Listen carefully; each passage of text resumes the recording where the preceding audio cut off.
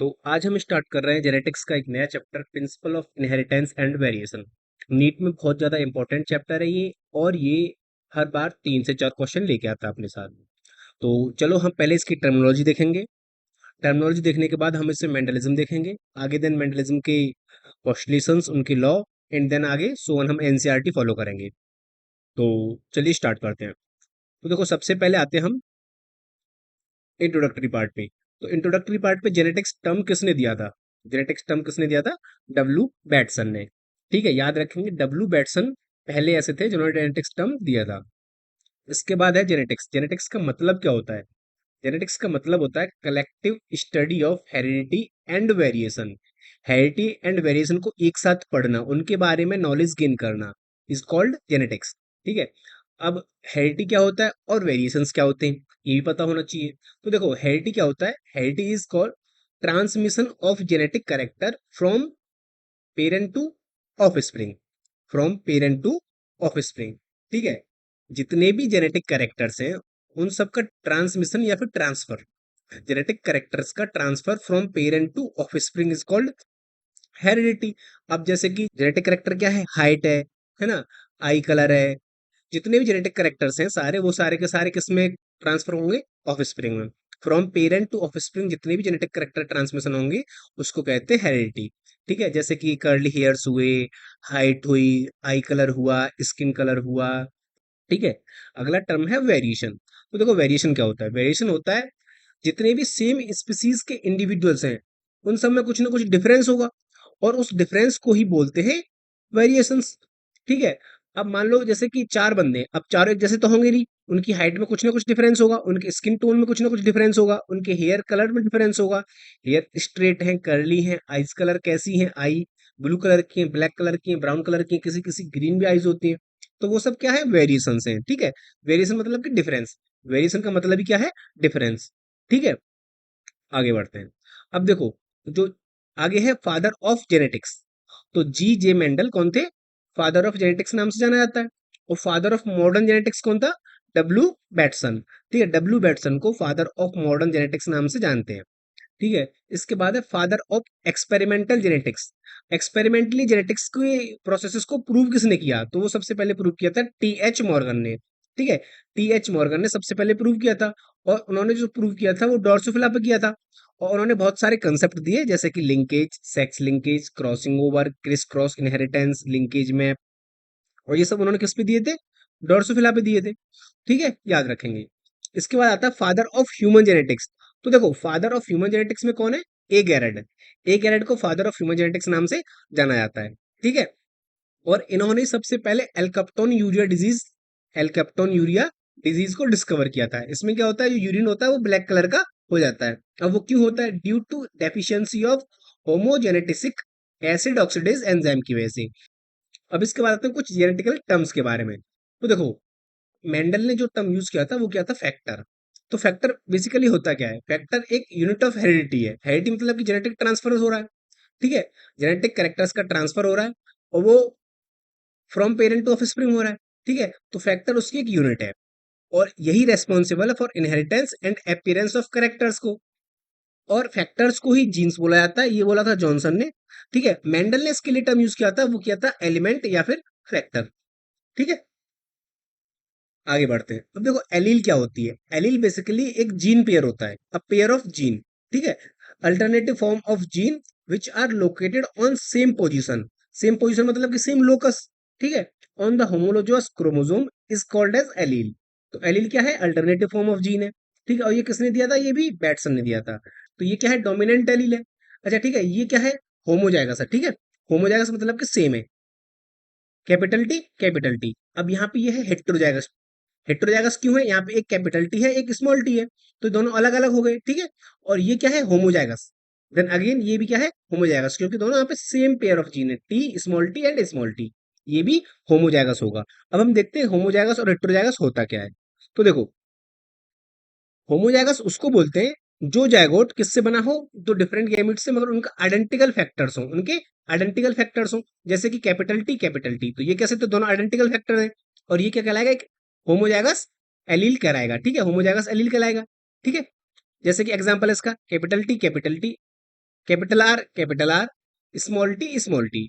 अब इसके बाद आता है हेट्रोजाइगस। तो देखो मैंने क्या बताया था, हेट्रोजाइगस कैसे होता है, कोई जाइगोट किससे बना हो, जब डिफरेंट टाइप ऑफ गैमीट से बना हो और उसके पास डिफरेंट फैक्टर्स हो, जैसे कैपिटल टी टी, उस जाइगोट से जो भी डेवलप होगा उसे क्या बोलेंगे, हेट्रोजाइगस ऑर्गेनिज्म बोलेंगे। ठीक है, जैसे कि यहाँ पे कैपिटल टी स्मॉल टी। ठीक है, अब आगे है हेमीजाइगस। तो देखो हेमीजाइगस होता क्या है, जब कोई इंडिविजुअल में, जब एक जीन पेयर में केवल एक ही जीन प्रेजेंट हो, उस जीन पेयर में से केवल एक ही जीन प्रेजेंट हो, यानी कि यहाँ पे अगर कैपिटल टी, दो पेयर में है, ठीक है, अगर यहाँ पे केवल एक ही जीन होती, कैपिटल टी होती और इसमें कुछ होता ही ना, तो ये कैसा होता, ये एक हेमीजाइगस जीन होती। ठीक है, अब यहाँ पे जैसे कि मान लो कैपिटल टी और एक स्मॉल टी है, अगर यहाँ पे स्मॉल टी ही होती, कैपिटल टी ना होती, तो ये भी एक हेमीजाइगस जीन, हेमीजाइगस एलील कहलाता। ठीक है, चलिए अब देखो आगे यहाँ पे दे रखा है फिनोटाइप। तो देखो फिनोटाइप होता क्या है, फिनोटाइप बोलते हैं एक्सटर्नल या फिर मॉर्फोलॉजिकल अपीयरेंस कैसी है किसी भी ऑर्गेनिज्म की, एक्सटर्नल या फिर मॉर्फोलॉजिकल अपीयरेंस, वो बाहर से देखने में कैसा है, बाहर से वो देखने में कैसा है, उसी को बोला जाएगा फिनोटाइप। जैसे कि मान लो किसी की हाइट ज्यादा है, ठीक है, तो वो जेनेटिकली टॉल है। ठीक, कोई ड्वार्फ है यानी कि जेनेटिकली वो ड्वार्फ है, उसकी हाइट कम है। ठीक है, कोई मोटा है, कोई पतला है। ठीक है, जैसे कि पी हुआ, पी में एक तो राउंडेड सी थे और एक रिंकल्ड सी थे, तो ये कैसा हुआ, उसका फिनोटाइपिकल करेक्टर हुआ, है ना। तो वही बोलते हैं फिजिकल अपीयरेंस या फिर मॉर्फोलॉजिकल अपीयरेंस किसी ऑर्गेनिज्म की कैसी है, उसको बोलते हैं फिनोटाइप। ठीक है, अब अगेन आगे आता है जीनोटाइप। तो देखो जीनोटाइप क्या होता है, genotype is genetic constitution, genetic constitution या फिर genetic makeup of an organism, वो जेनेटिकली कैसे बना है, जेनेटिकली वो कैसे बना है, उसमें कौन से जीन्स हैं प्रेजेंट हैं, उसको बोला जाए जीनोटाइप। ठीक है, अब आगे आता है फिनोकॉपी। तो देखो फिनोकॉपी क्या होता है कि मान लो कोई एक ऑर्गेनिज्म है, डिफरेंट जीनोटाइप जो होते हैं अलग अलग जगह पे हों। मान लो एक ऑर्गेनिज्म एक इंसान है, ठीक है, या फिर एक प्लांट है, और वो कहाँ पे प्रेजेंट है, इंडिया में, तो यहाँ पे उसका जीनोटाइप यहाँ के एनवायरनमेंट के हिसाब से होगा। और एक दूसरा प्लांट है जो कहाँ पे है, अफगानिस्तान में, एनवायरनमेंट कंडीशंस अलग अलग हो गई। अब क्या हो, दोनों मगर एक दूसरे की अपीयरेंस जो हो सेम टू सेम हो, अपीयरेंस जो हो वो सेम टू सेम हो, और जो उनमें फ्लावर्स आए या सीड आए या फिर फ्रूट्स आए वो भी सेम हो, तो उसको क्या बोला जाएगा, एक दूसरे के लिए वो फिनोकॉपी होंगे, एक दूसरे के वो फिनोकॉपी होंगे। ठीक है, याद रखेंगे। आगे है हाइब्रिड विगर या फिर हेट्रोसिस। अब देखो हाइब्रिड विगर या फिर हेट्रोसिस का मतलब क्या है, हाइब्रिड का मतलब क्या हुआ, जो पिछली वाली जनरेशन है उस वाली जनरेशन से जो आगे वाली जनरेशन आई है वो सुपीरियर हो, है ना, superiority of offspring over its parents, अपने पेरेंट्स से जो ऑफस्प्रिंग होंगे वो सुपीरियर होंगे, उसी को बोला जाएगा हाइब्रिड विगर। ठीक है, और ये क्यों होता है, ये होता है हेट्रोजाइगोसिटी के कारण, हेट्रोजाइगोसिटी के कारण होता है ये। ठीक है, अब हम हाइब्रिड विगर को मेंटेन कैसे कर सकते हैं, तो ये केवल तभी मेंटेन हो सकता है जब केवल वेजिटेटिवली प्रोपेगेटेड ही क्रॉप हो। ठीक है, अब आगे देखते हैं। अच्छा, हाइब्रिड विगर लास्ट कैसे होता है, वो होता है इनब्रीडिंग, इनब्रीडिंग से या फिर सेल्फिंग से, सेल्फिंग कराओगे तो जो उनकी character law of independent assortment की वजह से अलग अलग हो जाएंगे। ठीक है, अब हमारा टॉपिक स्टार्ट होता है मेंडलिज्म। तो देखो मेंडलिज्म में क्या था, जो जे जी मेंडल थे, उन्होंने 1856 से लेके 1863 तक लगभग लगभग 7 साल तक कुछ एक्सपेरिमेंट किए, और वो एक्सपेरिमेंट किस पे किए, वो किए पी पर, पिसम सटाइवम पर। एक्सपेरिमेंट्स के बेसिस पर उन्होंने कुछ पॉस्टुलेशंस दिए, कुछ लॉज दिए। ठीक है, उन्हीं को बोला गया लॉ ऑफ मेंटलिज्म। कुछ एक्सपेरिमेंट किए जेनेटिक्स पे, ठीक है, और उन्हीं का मैकेनिज्म ऑफ हेरिडिटी प्रोसेस का उन्होंने एक्सप्लेन किया, तो उसके लिए कुछ उन्होंने फॉर्मुलेशंस दिए। ठीक है, उसी को बोला गया मेंडलिज्म। ठीक है, अब उन्होंने किस पे किया ये याद रखेंगे, तो उन्होंने किया पी पर। ठीक है, पी पर किया था, पिसम सटाइवम पर उन्होंने एक्सपेरिमेंट किया था। कब से कब तक किया था, 1856 से लेके 1863 तक, 7 साल तक उन्होंने किया। अच्छा, इन्होंने जो अपना रिजल्ट पब्लिश किया, जो उन एक्सपेरिमेंट के बेसिस पे उन्होंने अपना रिजल्ट जो पब्लिश किया था, वो कब किया था, 1856 में, 1856 में उन्होंने अपना रिजल्ट पब्लिश किया था। और जिस पेपर में पब्लिश किया था उसका नाम था experiment in plant hybridization, experiment in plant hybridization. ठीक है, याद रखेंगे। और इनकी डेथ हो गई थी 1884 में। अब क्या हुआ कि इनकी डेथ के 16 साल बाद, इनकी डेथ के 16 साल बाद अप्रोक्स ईयर 1900 में अगेन यही सारे फॉर्मुलेशन से, यही सारे लॉ अगेन 16 साल बाद 1900 में लगभग ये मेंडल के जो लॉ थे या पोस्टुलेशंस थे वो अगेन डिस्कवर हुए, और वो तीन साइंटिस्ट ने किए। कौन से थे? कार्ल कॉरन्स, ये जर्मनी के थे, और उन्होंने एक्सपेरिमेंट किस पे किया था? मेज पर। ठीक है। इसके बाद हुगो डी वेराइज, हुगो डी वेराइज ने, ये हॉलैंड के थे, और उन्होंने किस पर एक्सपेरिमेंट किया था? इवनिंग प्रिमरोज पर। ठीक है। और तीसरे वैज्ञानिक थे रिच वॉन सेरमैक सेसनैक। ठीक है, ये ऑस्ट्रेलिया के थे, और इन्होंने अलग अलग फ्लावरिंग प्लांट पे एक्सपेरिमेंट किया था। ठीक है। अब इन सब एक्सपेरिमेंट के बेसिस पर इन लोगों ने दो लॉ दिए। ठीक है। कौन से लॉ दिए? लॉ ऑफ सेग्रीगेशन और law of independent assortment. But basically ये लॉ पहले ही मेंडल दे चुके थे, मेंडल पहले ये लॉ दे चुके थे। मेंडल के जो एक्सपेरिमेंट थे वो अप्रोक्स 34 ईयर तक हिडन रहे। ठीक है, उन पर किसी का ध्यान नहीं गया। तो जो मेंडल ने अपना काम पब्लिश किया था 1865 में, वो इतनी रिकॉग्निशन क्यों नहीं पा सके? क्योंकि पहला जो पॉइंट है वो ये है कि उस टाइम पे कम्युनिकेशन इतना इजी नहीं था जितना आज है। आज इंटरनेट है, सोशल मीडिया है ना, न्यूज़पेपर है, ईमेल है, टेलीविजन है, बहुत सारी चीजें हैं, रेडियो है। तो आज के टाइम पे कम्युनिकेशन बहुत ईजी है। आज यहाँ से एक मैसेज करो, दुनिया के दूसरे कोने पे तुरंत पहुंच जाता है, विद इन सेकेंड्स। ठीक है। तो जो भी कम्युनिकेशन है वो बहुत ज्यादा इजी हो गया, उस टाइम पे इतना इजी नहीं था। तो उन्होंने जो भी अपना काम पब्लिश पब्लिश किया, वो दुनिया में इतना फैला नहीं। ठीक है, क्योंकि यहाँ पे कम्युनिकेशन इतना इजी नहीं था। दूसरा पॉइंट था कि जो इनके कंसेप्ट थे, कंसेप्ट ऑफ जीन या फिर फैक्टर का, वो जीन जो होते हैं वो एक डिस्क्रीट यूनिट होते हैं जो सारे एक्सप्रेशन ऑफ ट्रेड्स को कंट्रोल करते हैं, और ये कभी एक दूसरे में मिक्स नहीं होते, ये कभी मिक्स नहीं होते। तो उस टाइम पे जो उनके और कंपटीटर थे उनके लिए ये बात नहीं थी, उनके लिए ये बात नहीं थी, तो उन्होंने इस बात को मानने से इनकार कर दिया। ठीक है, उन्होंने कोई भी ऐसी बात नहीं मानी, क्योंकि ये प्रूव ही नहीं कर पाए उस चीज को, इनके पास कोई चीज का कोई प्रूफ नहीं था। ठीक है। इन्होंने बोला कि जितने भी पेयर्स हैं या जीन्स हैं वही वेरिएशंस, कंटिन्यूस वेरिएशंस वही करा रहे हैं। ठीक है। तो उस चीज के लिए प्रूफ नहीं कर पाए, कोई भी चीज इनके पास प्रूफ के लिए थी नहीं। और तीसरा था कि इन्होंने जो अपने बायोलॉजिकल एक्सप्लेनेशन में मैथमेटिकल टर्म यूज किए थे, मैथमेटिकल टर्म यूज किए थे, तो उस टाइम पे जो जितने बायोलॉजिस्ट थे उन्होंने बोला कि आप बायोलॉजी में मैथ नहीं यूज कर सकते हो। ठीक है, क्योंकि उनके लिए एकदम बहुत नया था कि तुम बायोलॉजी में मैथमेटिक्स कैसे यूज कर सकते हो। ठीक है। इसके ऊपर भी फैक्टर और जीन, जीन जो डिस्क्रीट यूनिट होती है, इस चीज को वो फिजिकली प्रूव नहीं कर पाए। जब मेंडल इस चीज को प्रूव नहीं कर पाए, तो ये उस टाइम पे अनरिकॉग्नाइज्ड रह गया। ठीक है।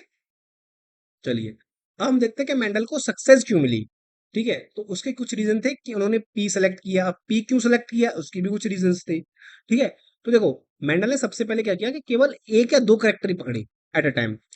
एट अ टाइम उन्होंने केवल एक या दो करेक्टर ही पकड़े, और उन्हीं करेक्टर को लेके वो सेल्फिंग कराते रहे, अगेन कराया, और जो भी रिजल्ट आता उसको अपनी डायरी में लिखते जाते। ठीक है, तो उनके पास एक स्टैटिकल रिकॉर्ड हो गया। दूसरा था कि इन्होंने गार्डन पी प्लांट ही क्यों चुना? तो इसलिए चुना क्योंकि एक तो एनुअल प्लांट है। ठीक है, एक साल में फ्लावर देता है। दूसरा, उसकी जो लाइफ साइकिल है वो शॉर्ट है, 2 से 3 महीने की लाइफ साइकिल है। ठीक है, तो इजी टू स्टडी हो जाएगा वो, और large number of of spring produce करता है वो। Large number of of spring produce करेगा तो इजी टू स्टडी हो जाएगा। ठीक है। इसके बाद इसके बहुत सारे कंट्रास्टिंग ट्रेड्स थे। अब यहाँ पे कंट्रास्टिंग ट्रेड का मतलब क्या है? कंट्रास्टिंग वर्ड का, कंट्रास्टिंग वर्ड का मतलब है कि देखो, एक करेक्टर मान लो जैसे हाइट, हाइट क्या एक करेक्टर है। ठीक है। अब वो टॉल भी हो सकती है और ड्वार्फ भी हो सकती है। वो टॉल भी हो सकती है और ड्वार्फ भी हो सकती है। तो ये क्या हुए? ट्रेड्स हुए इसकी। मगर जो हाइट क्या है? हाइट है कैरेक्टर। ठीक है।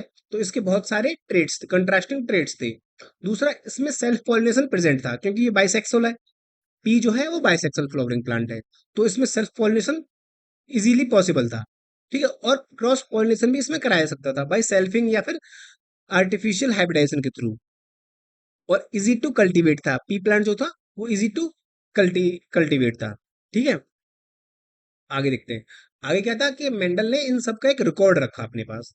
जब रिकॉर्ड रखा तो इजीली वो नोटिस कर पाए कि कब कहाँ और कितना चेंज आ रहा है। ठीक है। अब देखो, ये 7 कैरेक्टर्स हैं, जितने भी 7 कैरेक्टर्स हैं, ये सब कहाँ से क्वेश्चन बना था? री ए आई पी एम टी 2015 में क्वेश्चन बना था 7 कैरेक्टर्स के ऊपर। ठीक है। सातों कैरेक्टर्स के ऊपर कौन से कैरेक्टर्स होते हैं, कैरेक्टर के नाम दे रखे थे, और which of the following is not present. ठीक है। तो इनमें से देख लेंगे कौन सा प्रेजेंट नहीं था। Length of plant, flowering position, shape of pod, फली की जो शेप होती है, पॉड कलर, फली कलर कैसा है, ठीक है, और सीड शेप, सीड का शेप कैसा है, सीड कलर कैसा है, फ्लावर कलर कैसा है, ठीक है। तो ये क्या हुए करेक्टर। अब इनके ट्रेड्स देखते हैं। तो देखो लेंथ ऑफ प्लांट, इसका ट्रेड क्या हो सकता है, टॉल भी हो सकता है, डॉर्फ भी हो सकता है।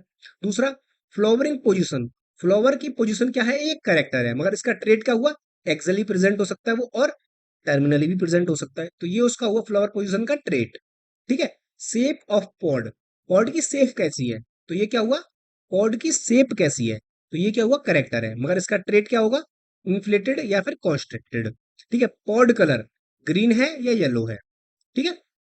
सीड शेप राउंड है या रिंकल्ड है, सीड कलर येलो है या ग्रीन है, फ्लावर कलर वॉयलेट है या व्हाइट है। तो ये सब इसके ट्रेड्स है, और ये सारे जितने भी हैं साथ साथ करेक्टर्स हैं, ठीक है।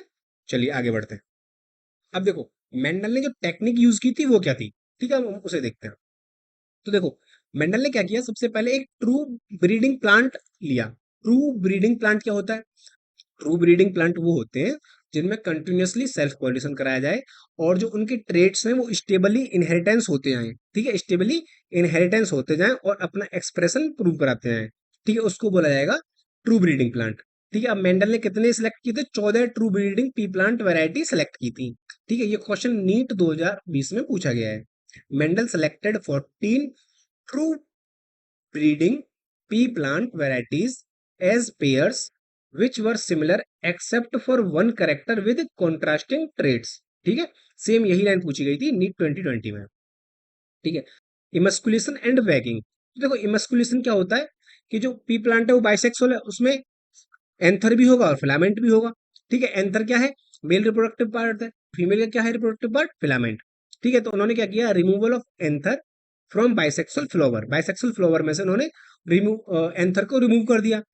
ठीक है, तो इससे क्या होगा, अब इसमें केवल सेल्फ पॉलिनेशन के चांसेस जीरो हो गए, अब इसमें सेल्फ पॉलिनेशन नहीं होगा।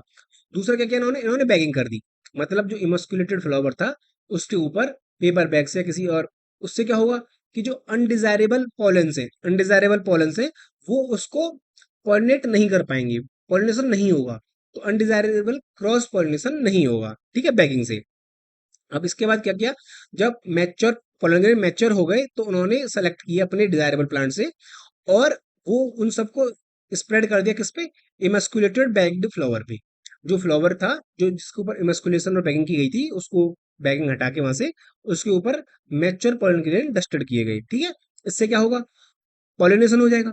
ठीक है, पॉलिनेशन से बाद जो जनरेशन में मिलेगी उसको बोला जाएगा first filial generation, first filial generation या फिर F1 जनरेशन। ठीक है, इसी को बोला जाएगा F1 जनरेशन। और अगेन F1 जनरेशन में फिर से सेल्फ पॉलिनेशन कराएंगे, तो जो जनरेशन प्रोड्यूस होगी उसको बोला जाएगा F2 जनरेशन। ठीक है, अब यहाँ पे कुछ टेक्निक्स दी गई हैं।